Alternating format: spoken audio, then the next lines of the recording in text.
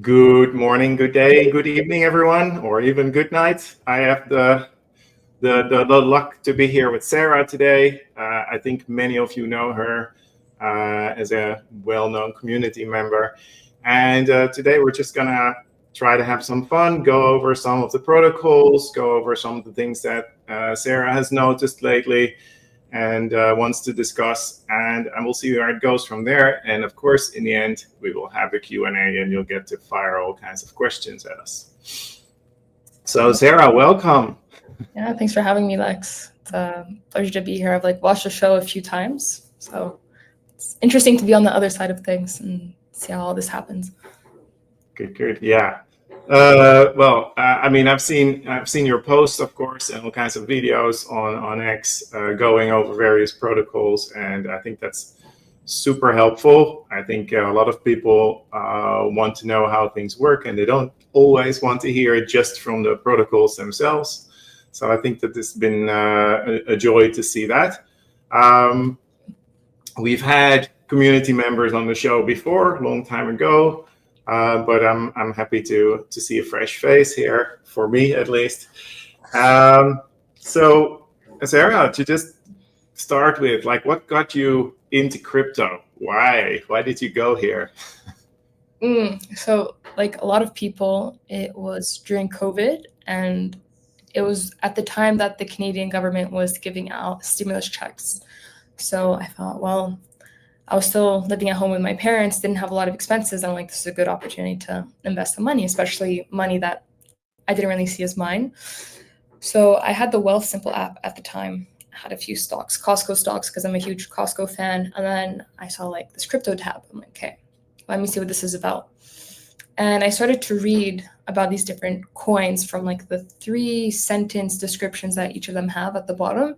And I started to buy some that we're always talking about connecting things, because I thought that I want to invest in the future, and the way that I see things evolving are in a sense where everything will become more and more interconnected. So I bought like Chainlink, Sushi, some Swap. I didn't even know what a network, like I did not understand the full utility that these were providing, but in my mind I thought, okay, these seem like they're offering some good value.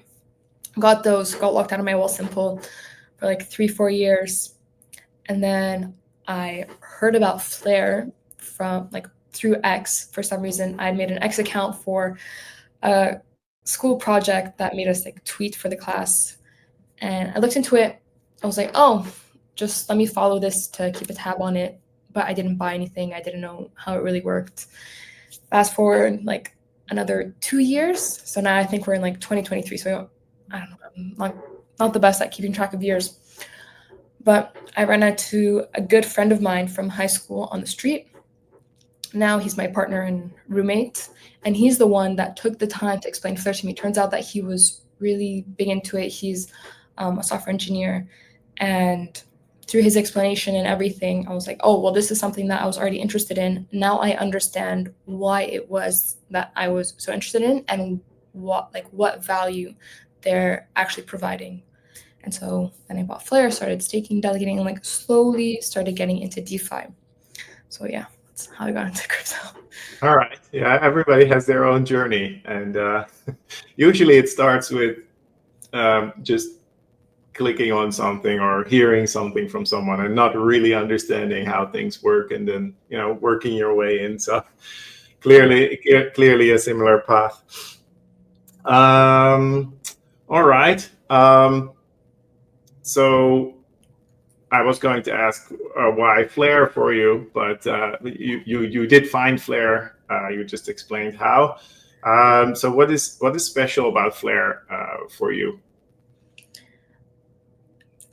I would say that it retains the ethos of crypto. Like the reason why I was interested in crypto, and part of the reason why is that everything was decentralized. It returned ownership to users, and that like speaks to me for different reasons. Like on creation, a lot of what belonged to my family got taken away from us during communism. So I think that being able to retain ownership of your assets in indisputable ways was very important. And the fact that Flare does that and extends that to other assets that don't have the same capabilities, I think is a huge deal, especially for like XRP and Bitcoin, just to like the most popular ones. But the fact that this is something that they're looking to offer to a lot of other coins in the future is my answer to why Flare. Okay. All right. Yeah, makes a lot of sense. Borders were usually quite hard to traverse with your own goods, and nowadays, of course, with crypto, that at least doesn't make it doesn't really matter where you are. You can always access your own stuff. You could have it sitting in your wallet, but like not in your pocket, which is great. You know, not everybody wants to have a stash of cash in their pocket while they traverse borders. All right. I was thinking that it would be really nice to go over a couple of protocols that you probably came across, including Scepter.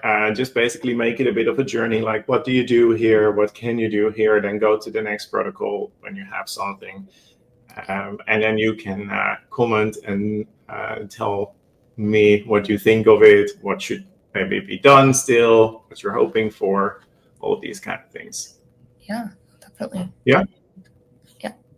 All right. I will share a screen at the same time because I think visual is better for me. So of course I know this very well because obviously we're running it. It's pretty straightforward, I think, but if it's not, then you please let me know. So at the moment we have the buy-in fee on. Is that clear to you, Sarah? Like, do you have anything that you feel like should be clarified there? In my opinion, I think it's clear. I always just switch back and forth, so I have an idea of like what the rate is. But you know, it's always down there. But that's just something that I do. I don't know if everyone else is brain works. Oh, you mean the exchange rate? You're going to check. Yeah. Okay. Yeah, and you know like why we have the buy-in fee. I don't know. I've tried to explain it in several places, but not everybody has picked that up yet. So it's not a way to increase the yield, which it could be, but in this case, it's actually to make sure that the yield doesn't decrease during this flare drop snapshot period. So that's the period where Flare takes 3 random snapshots of the wallet, and then based on that, they calculate how much you should get in Flare drop. And of course, like if people stake during that period, then they've had it in their wallet for a certain period, and then there might have been 1 or 2 snapshots, and then they jump in. If they then wouldn't pay a fee, they would be able to get not just the flare drop for those first 2 snapshots in their wallet, but also the full flare drop when we get it. And in that case, would the APY of the user would go down. All right, so basically you can stake flare or red flare, it doesn't really matter, because we wrap and unwrap as needed, and then you just say how much, and you go through the transaction.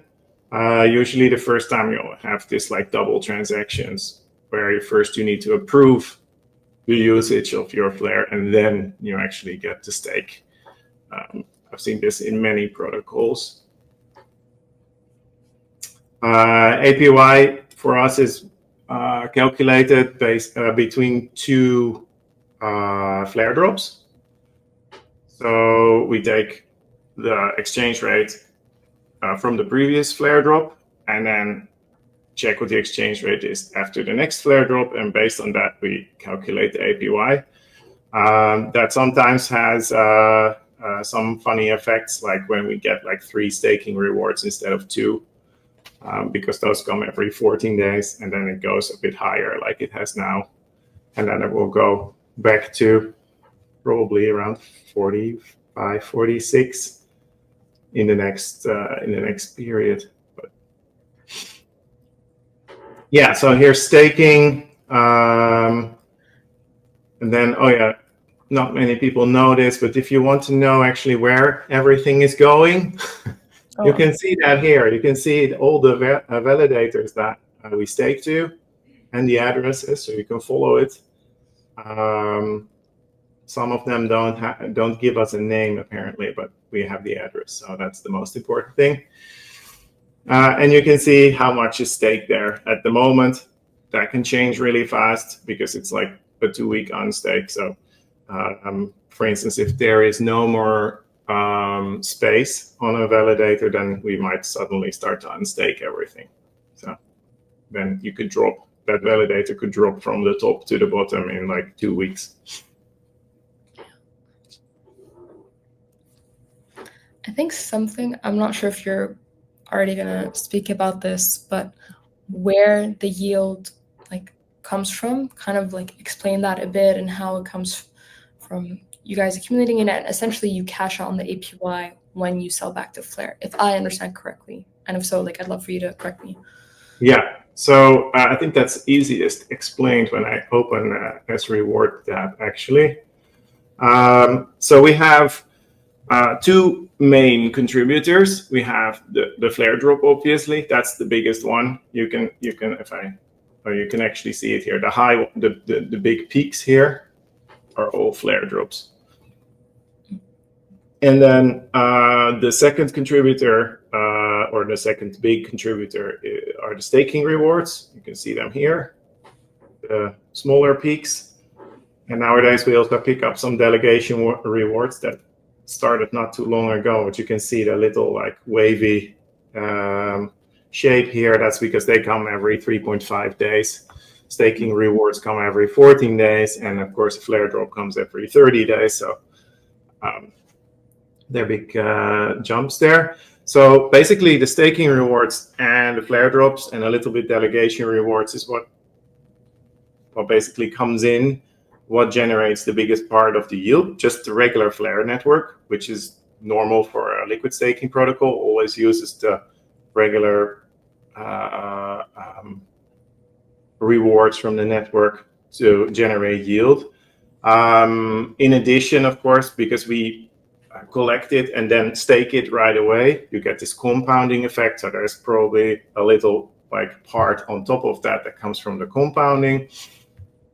And the whole point, of course, being of a liquid stake token that you can go and do something else with it. So instead of having to hold your red flare in your wallet or have it staked by yourself and stuck on a node, you can now take your S flare and use it somewhere to generate more yield. But the basic part now is flare drops, staking rewards, and then a small part is delegation rewards. Got it. Oh, that's a super good explanation. I think a lot of times people are always asking, where does the yield come from? And it's one thing to try to get your answer on X from community members and everyone, but it's another thing to hear from the protocol themselves in a well-spoken manner like yours. Thank you. Yeah, so what's really important is we don't add anything to it. There's not like flare dropping a huge amount of flare into the system to generate more yield, which of course, might be the case, but isn't in this case. There's no R flare coming from just staking. For that, you need to do something else. And that's a very deliberate choice. Because if you would just get R flare for staking, then it would just be sort of like adding more rewards to the thing that already is the reward generator. So, your inflation would basically just shoot out of control. Now you actually need to do something to gain additional rewards. So, yeah, that's good. All right. Well, unstaking, not any more difficult than that. So you just type the amount that you want to unstake from the S flare that you have in your wallet at that moment. So you can't unstake directly from, if you have your S flare in Kinetic, you will first need to get it out and then unstake it, and then have it in your wallet, and then you can unstake. And I will show you or give you an estimation of how much that is. it will most certainly be more than what is here. The reason for that is that it's going to take 14.5 days to unstake. And if you look at this graph, then you know that during that 14.5 days, there will definitely be rewards coming in. And that exchange rate is still changing for your unstake. So you get the exchange rate on the day that you can start redeeming your original flare. So it's always higher than the amount that states here. This is actually now showing the APY of the last year, about, like, give or take 44%, which is was a little bit more than I expected, but pretty close. So yeah, so you unstake there, and then once you've started that transaction, then it will appear here in the request tab. You can have multiple transactions here. I had one that is now gone over the date that I can normally claim the regular flare.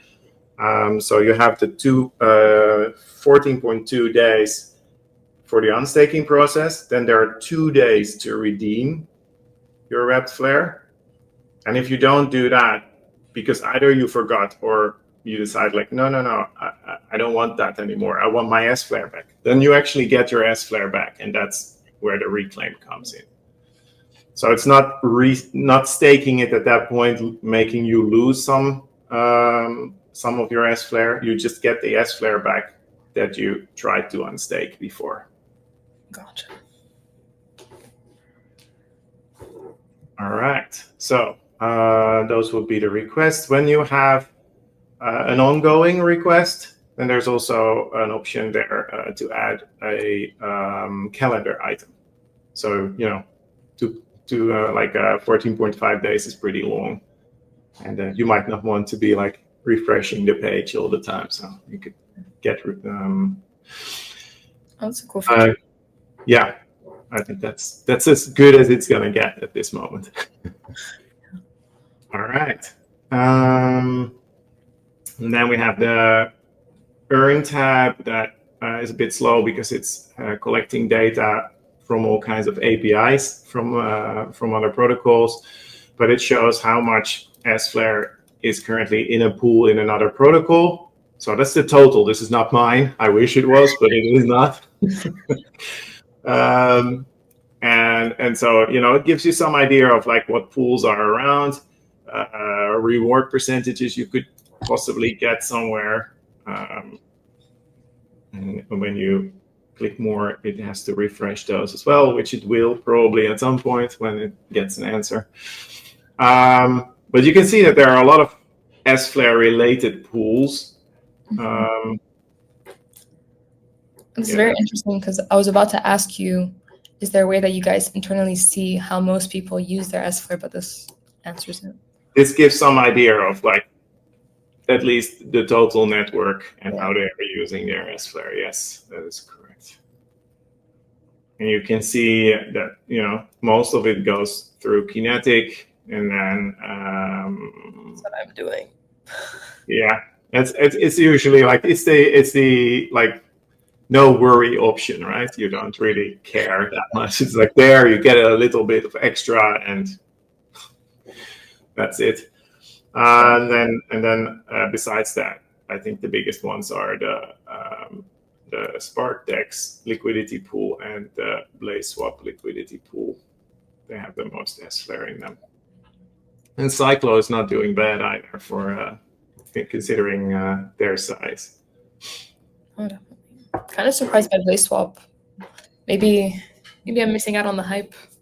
I think BlazeSwap was probably the first pool, if I remember correctly, or one of the first pools. So that's why there's a good amount of liquidity there. Yeah, so here you can get some idea of pools that exist. This list could miss something. I mean, we need to update this manually and then add it to a subgraph to get indexing information and stuff like that. So, of course, if there's something new and we're not aware, it might not be in here. But this gives some idea. And then last addition is this addition to the S Reward tab, where you can get some idea of your earnings. It's very difficult to actually go in one person's wallet and figure everything out. We've tried that for several months, and it was always off. It's also because contracts are updated, right? So what was the function name now, like 2 weeks ago, might not be the function name now, and there you go. Information no longer functioning. So what we do here is we try to, we index these protocols, the ones we can at the moment. And then you can see, okay, so this is the current value of that amount in Repflare, and this is the Repflare value on that specific date that you selected. So you can get some idea of the rewards that are coming in.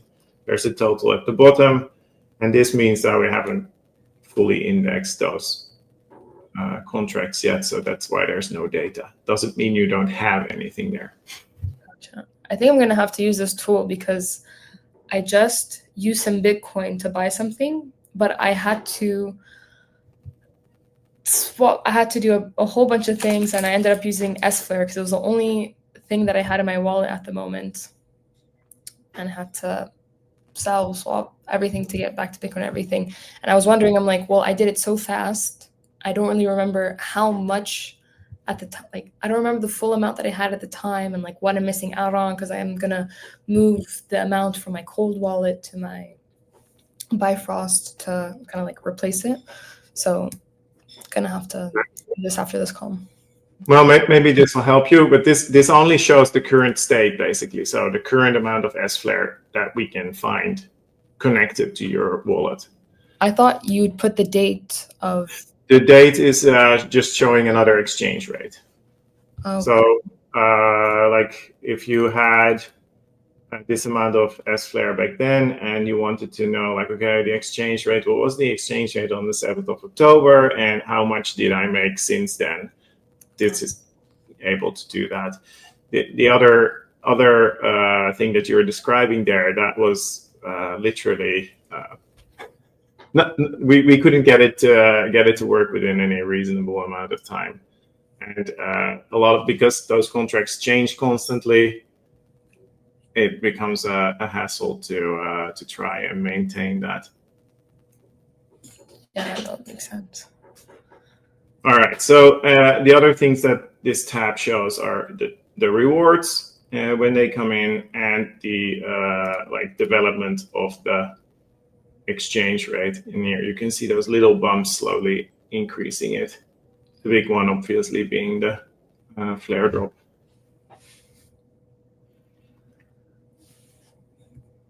Do you have some questions about this? Well, it's more on the consumer behavior side of things. Like, did you notice anything when the first flare drops were coming out? Like, were people selling because they didn't really know what was going on, they just wanted to get money out, or anything that you were not expecting, perhaps? Well, I mean, I was expecting them to probably, at least part of the people, to probably sell. I think that does happen. There is some sell pressure right after the flare drop. I think things like staking and S-Flare have a bit of a dampening effect on that, because yes, you could sell like a part of your S-Flare, but you're probably not going to wait 2 weeks to unstake it. Maybe you just leave it as is. So it sort of automatically dampens the effect of selling. Same as if you have your flare in a validator node for a long time, then you'd need to set the unstake at the right moment and such. But yeah, that does happen. I don't know if that behavior has decreased over time, or with new opportunities coming to flare. I kind of hope so, of course, but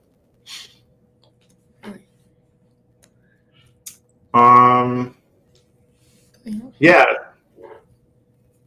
There are some other things you can find here, obviously, like just adding things to your wallet and such.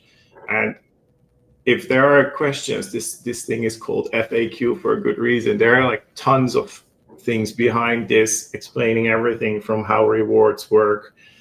We also have a YouTube page full of videos showing you how rewards work. So, because of course, like the main thing is we don't dump S-Flare into your wallet every week, or you have to not have to claim that S-Flare just grows in value compared to Flare. So no need of that. That's great. Okay, let's quickly go to what was your favorite other protocol apparently for your S-Flare. Yeah, Kinetic, pretty straightforward. You can just drop your S-Flare in it. I know they also allow you to put Flare or Red Flare in there, and then it stakes it automatically. Mostly because if you want to put Flare or Red Flare in there, you will have to create all kinds of mechanisms to deal with the rewards that come out of that, which becomes really complicated when people borrow your Red Flare, because then it's like, okay, who do the rewards go to? Becomes a fight. So S-Flare kind of solves that problem. I think this is pretty straightforward. You can just see how much you have. You can set it to collateral if you want to borrow against it. And the rewards are over here. That doesn't really go fast when you only have 10 S-Flare in there. But I think this is pretty clear. Is there something you want to know about Kinetic, as I happen to know quite a bit about it? Not that I could think of at the moment. Do you know there's like a ton of information underneath every token, including the borrow cap, which is quite useful if you're into these things.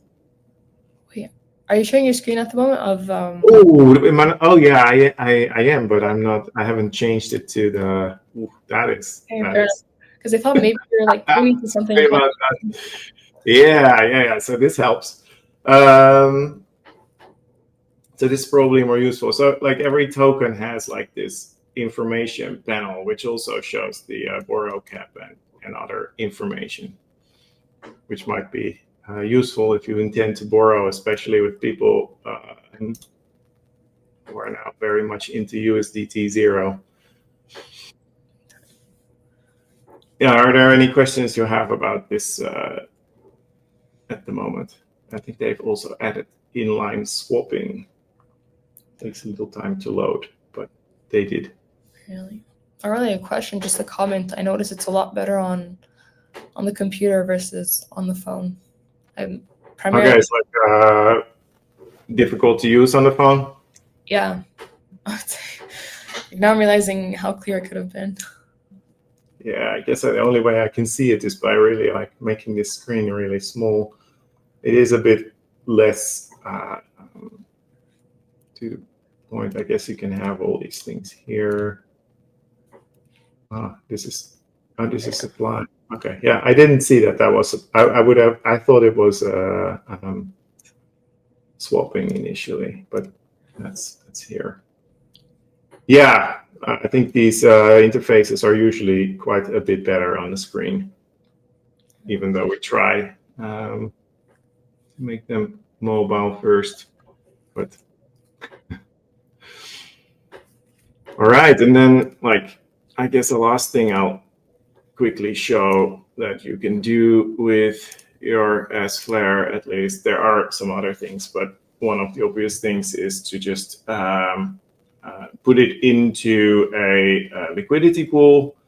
A little bit more risk. There's the impermanent loss risk. And what is that? Sarah, do you know what that is? It's gone forever. Yeah, anyway. So the pool has two tokens, right? In this case, S-Flare and Red Flare. And most of the times you put 50-50 into a pool, but then one of the tokens starts selling compared to the other one, and you get the one that is being sold more than the one. So you can end up with less of the tokens that are worth more. That doesn't have too much effect with S-Flare, RepFlare, but if this would be a stable coin, then you would definitely notice the difference. So when the volatile token goes down in value, you get more of those, which you might not want. So that's the risk there. But here you have the option to either choose the tokens you want to put in side by side, so 50-50. For S-Flare, they have also have this single deposit option, which allows you to just put S-Flare in and it will trade itself to some RepFlare when needed. As you can see, these percentages are basically the percentage in the pool, I guess. And that's why they... So if people start selling S-Flare, then the price of S-Flare will go down, obviously, and the price of RepFlare will go up, which means that the amount of RepFlare in the pool will go down and the amount of S-Flare in the pool will go up. Super. Do you have some questions about this that I might be able to answer? Less so questions, more so what have I been doing my whole life using it only on the phone, because I see it so much clearer on the computer. I think a lot of the questions that people have on X, I'm just like realizing this now, if they had just used it on their computer, things would be a lot clearer, and I don't think they'd be asking those questions. So something to consider for myself. Yeah, definitely. Yeah, it's of course, you have far less space on the phone to put everything, and that's why things are often hidden under menus, and it might be difficult to find. And here you just have everything visible in one go. So definitely understand that that there is something there. So I'll kill this. What are some of the favorite protocols that you've seen? That I've seen and that I would like to get into some more would be the people at Inline. I quite like Cyclo and the whole trading between 0 and 1 and timing that. Then if you're able to like automate that a bit with Raindex, that would be really cool. It's just something that I would like to fully understand before I kind of like get more into it. But from what I do understand at the moment, it is something that I think is really unique in DeFi. Like you can't really find something else similar to it. And it's nice to see that a lot of people have used their S-Flare in Cyclofinance. Yeah. And that's what I originally did. I still have to pay it back. I'm like trying to wait for the right time, but I'm just like not on it enough. So really like Cyclo. If not Kinetic, just because at first, well, before I saw your screen, I would have said, oh, Kinetic is super easy to use on the phone. I think it's one of like the better UIs. But I think the overall simplicity of it, of just you can lend, you could borrow, and you have like everything kind of there in front of you. I really like and also the team behind like Kinetic. I think Jake's a really funny guy. He does a good job of like running their X account. So that like personal aspect also adds a bit to it. So quite like the people at Kinetic and Cyclo. And then like I find the foundation to all of this is kind of Scepter and like S-Flare. Because if it wasn't for S-Flare, then everything else I'm doing in these other dApps would kind of just be like non-existent. So I think what you guys have built is really cool and kind of like, you would think like, oh, Flare is the foundation to everything, but then there's like another layer of foundation, which I find adds a nice touch to everything. I don't think those are the right all infrastructure, right? Yeah. Thank you. So I think you've been doing marketing related work outside of Web3 as well, right? So how is it compared to Web3? What have you noticed? I find Web3, because of like the nature of the environment that you're working in, everything is very technical. And then Web2, because it started as something so human, is very good at the organic side of things and like the human connection. And I think that's actually something that Flare has implemented quite well. Like there's not a lot of networks where you can go online and like you see the people that are actually working on the network and the product and the service. Whereas Flare is quite open, honest, and I think it's refreshing to see that in the Web3 space. But more on the side of marketing, I see it a bit as like a spectrum, so to speak. Like Web2 is very human driven. They had to slowly adopt more technology as it was coming out, whereas Web3 marketing started, like everything is online. So they lean in heavily into like AI and all that stuff. And then they're like gradually working their way back to like the human touch and side of things. And like feel free to like jump in at any point if you have any points that you'd like to share. But I find there's like a trickle down in both directions. Like you'll see things that are popular in Web2 like come into Web3 like either a quarter later or a year later, whatever it may be. But then I find on the latter side of things, Web3 has a much slower trickle down into Web2.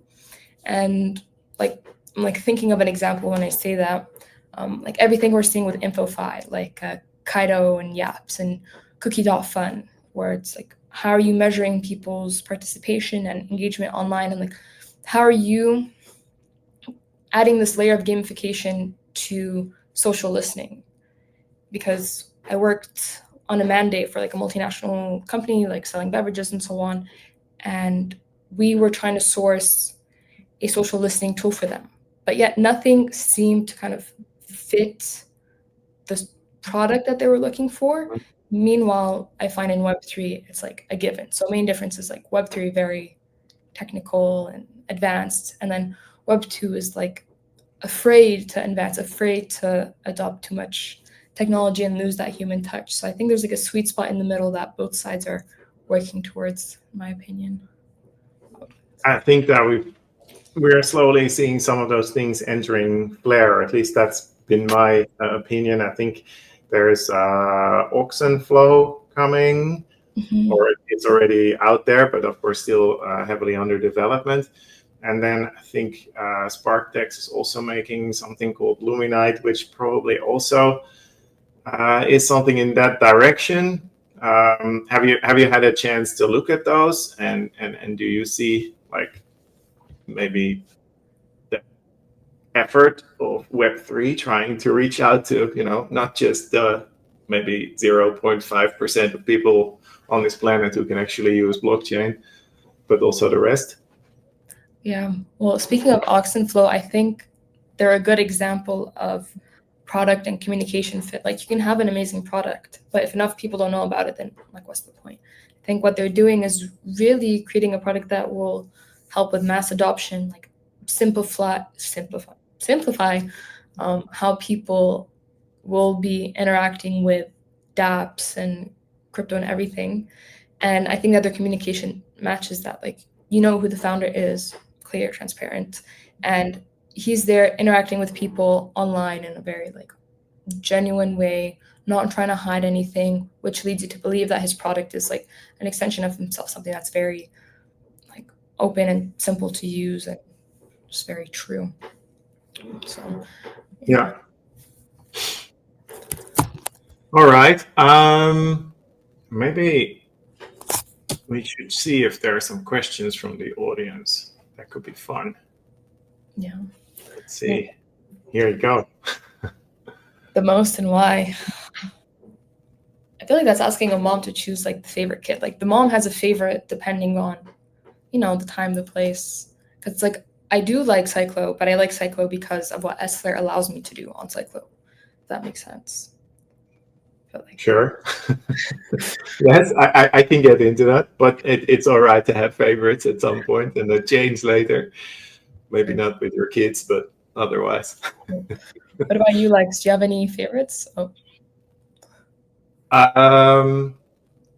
Well, I'm really hopeful about these apps that allow people to connect to the Flare network without understanding all the bits that get you onto a blockchain network, without having to buy stuff in a central exchange, without having to figure out how to move that to a network, without knowing how to bridge, how to do all of these things, and wallets and everything. So I'm really hopeful, thinking about having those apps integrate all the functionality of the D apps, because that's the great thing, that they can just use the contracts that all these D apps already have. Of course, they might need to figure out how they work, but they can just, it isn't necessary for them to build anything new. They can just use those contracts, and I think that's the power here. So I'm really looking forward to those. Likewise. Oh, I think this one's for you. Well, okay. We're not really cooking up anything to replace flare drops. I think that there's no way to replace flare drops, and we shouldn't either. I think at some point, probably, when the flare drops go, inflation will go down, which would be pretty good, right? The value of flare could go up faster than it could with flare drops, probably. I'm not sure, but I think so. We will still be using staking rewards and delegation rewards. So all the rewards that the network naturally generates, those are going to be the basis for yields in Scepter. So yeah, they will probably go down, but to to healthy levels for sure. Sarah, once XRP-Fi ignites institutional demand for more DeFi products from Flare networks, which non-smart contract digital asset will Flare bring DeFi solutions to market to next? Maybe DogeFi? Maybe the community knows more about me on this one. I was talking about this with Lex before the call started, but sometimes people are like using Flare Scan and aggressively and very passionately refreshing until they see like new stuff pop up. I think Hugo definitely knows what it's going to be. However, I, on the other hand, do not know. I am a simple content and community lead. So if you want, I'll like guess with you. Yeah, I would guess like maybe DogeFi. This is a good guess because there's a lot of projects that are already doing Bitcoin DeFi. So I think DogeFi would be an interesting way to go. But I'm just guessing with you. I don't know if you have a guess, Lex. No, I wouldn't have any better guess. I guess it's they will have to have a coffee or something with Hugo to figure that one out, or really keep that refresh button going. I think that is, by the way, one of the beautiful things of DeFi. You can figure out what's going on in the network, whereas with a bank, it would just be like, until we tell you, you don't know anything. That's very true. Yeah. Is it possible to stake S-Flare? Are there any DEXs currently doing this? So of course, like S-Flare is already staked Flare. Theoretically, you could re-stake it. But I think this could also be referring to some kind of farm, maybe. Like a vault where you could lock S-Flare maybe for a certain period against some resources or some rewards. I'm not sure if there is any DEX doing this. I mean, there is a farm pool of S-Flare and Joule, and also S-Flare and Flare ETH, and S-Flare and RepFlare on SparkDEX. There might be more farms also on Anosis. I don't know if that really answers the question, but yeah, I mean, it's definitely possible to do that, to create some kind of pool where you earn additional yield against maybe keeping your S-Flare there for a specific amount of time. Do you have any strategies or content plans to address the more technical Hungry community, and Web3. To be frank, not necessarily. I would say part of why I made my first video with Flare is because my partner who introduced me to Flare told me about the content bounty, and I had suggested oh, perhaps you make a video displaying a use case, a simple use case. Doesn't matter if people don't necessarily understand the underlying tech behind it and all the technicalities. I'm more generally focused on awareness. And I think part of the reason why I'm not necessarily trying to go about the more technical angle is because, one, there's our new Flare dev. I'm not too sure what his role is, but his name is Quantic Online. He's putting out a lot of great content, so I think he's got that well covered. As for myself, I'm really trying to just take the key pieces and wrapping that in a way that's familiar to people, so that when they recognize the familiar packaging, they'll want to open it and see what's inside. The wrapping is a metaphor for short form video. So I don't know. Yeah, makes sense to me. If it makes sense to you, then that's all that matters. Yeah, no, it does. As far as I understand, you want to ensure that people understand how to use it without necessarily having to understand all the technical details. Like, you can drive a car without knowing how the engine works. Yeah, except I'm a big believer of learning how to drive manual before you learn how to drive automatic, because then you get a lot of bad drivers. But yeah, you should definitely learn how to drive stick, right? If only because it's apparently cooler. So true. All right.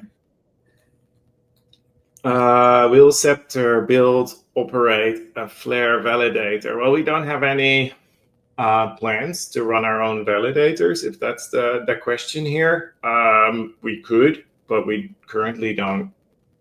We don't necessarily see the need. There are a lot of validators out there, and we like to. We feel that it helps the decentralized nature of Flare if we would spread all that Flare around more than start dumping it on our own node. But if there is a really good reason that would help the holders of S-Flare, then that could be something we do at some point. But we would definitely be talking about that way before doing it. As for partaking in the F-Asset system, we've spoken with Flare about using S-Flare as a, I think it's currently, is it an agent that Flare is an agent, I think, and S-Flare would be a similar thing, of course, because, has the same value trajectory and so on. So it makes sense. And it might become an option for F-Assets 2.0. So.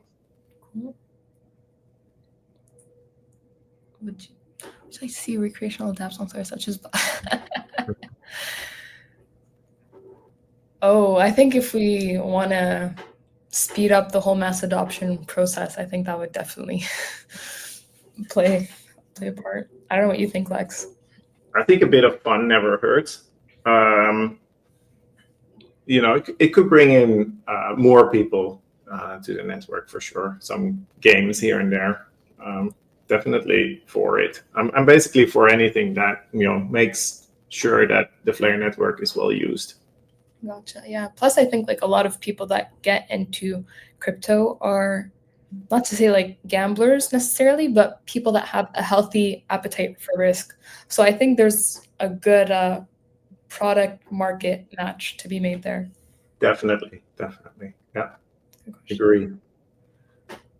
How can Bugo on Flare work with Scepter? Oh, I'll let you take this one. I have no idea. If you want to work with Scepter, generally, because I don't have a whole security department for myself to check up everyone, I always I think if a protocol can contact us via the Flare ecosystem Telegram group that we have, then that's sort of like, I accept that everybody who's in there, I can easily deal with, because I people can say they're from a protocol or from a token or from anything and just contact me. Actually, they do. I get a lot of those, and as a rule, I just archive them or delete them because I don't want to risk any of the user funds through getting my computer hacked and through my computer getting other computers hacked. Even though I can't access those funds, who knows where the trail will lead. So that's why I like it if it comes through the ecosystem group. Well said. Oh, what is the best memory so far working with Flare? It's kind of deep. There's like not one moment that particularly stands out to me, but I've really got to say like I genuinely enjoy working with the Flare team. I don't know if Flex, like you have a similar experience, maybe you work with different people, but I would have to say that the marketing department is like some really hardworking people. And yeah, no, I find it's a very good match for myself, and it's something that I think was kind of just like meant to be, because this wasn't a position I was looking for. I just made a video as like part of the content bounty just to prove my partner wrong, because he was like, oh, a video like that like wouldn't really do well, like you don't understand crypto Twitter. And I was like, okay, let me just make my video and then we'll let the results speak for themselves. And now we're here. So I think just really all the people is what makes it so memorable and so great. Yeah, I think Flare and the whole ecosystem, actually, like everybody is happy to talk to each other, work together, figure out what are the nice possibilities we have to help everybody who is devoted to the network in one way or another, the best way we can. So I really think this sort of like group that we have, this ecosystem group that we have, is doing really well, and I've definitely seen different in other networks. So, Lex, can I ask you the question back? Oh, wait. Yes. Yeah, you can ask me any question. Yeah. Yeah, well, just to know what was like one of the most memorable moments during your time at Scepter. I think besides, of course, going live and stuff like that, I think when I realized how easy it was to interact with community members, also community members like just online, but also the ecosystem like partners, other protocols and such. I think that really has changed everything for me when it comes to working or creating a protocol on a network. This was by far the easiest and most pleasant experience in those. Oh, that's very nice. I have a final question. This is a bit more of like one for me. Yeah. I would ask, from your perspective, what has been one of the biggest like challenges or like hurdles in communicating either the like utility of SFlare or how it works, or something that you find has been hard to communicate?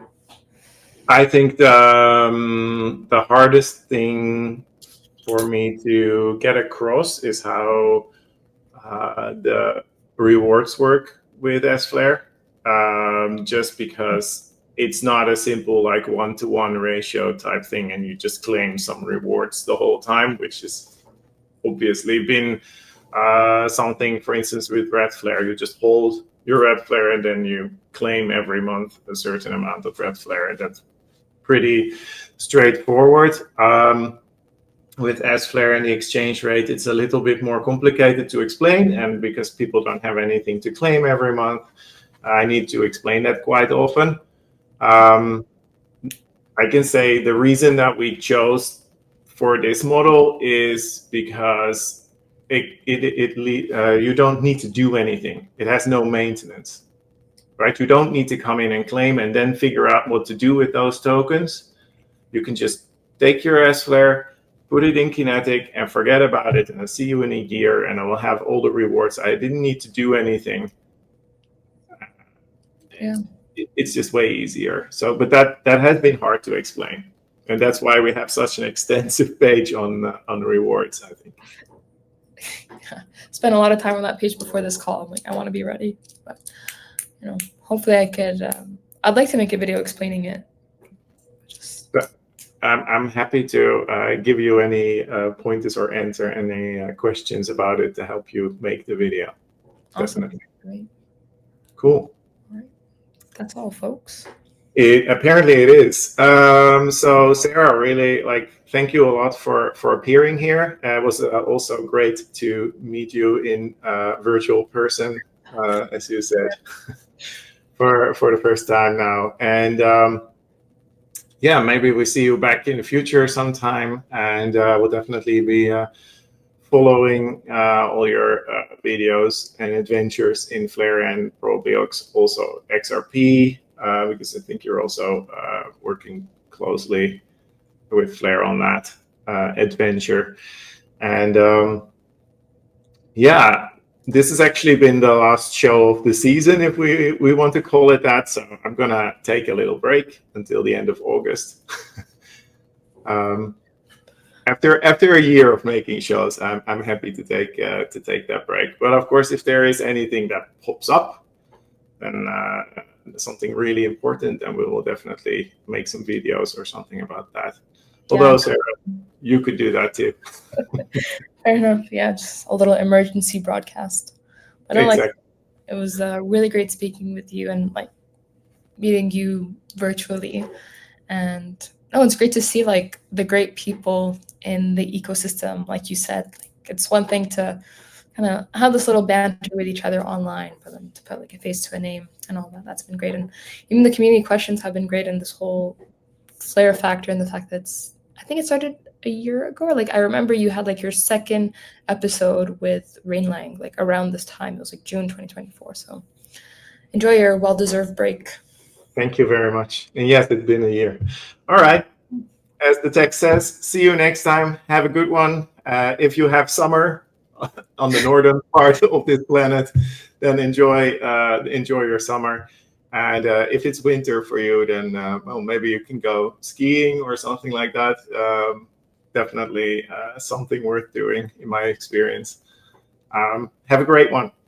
Thanks, everyone. Bye, everyone.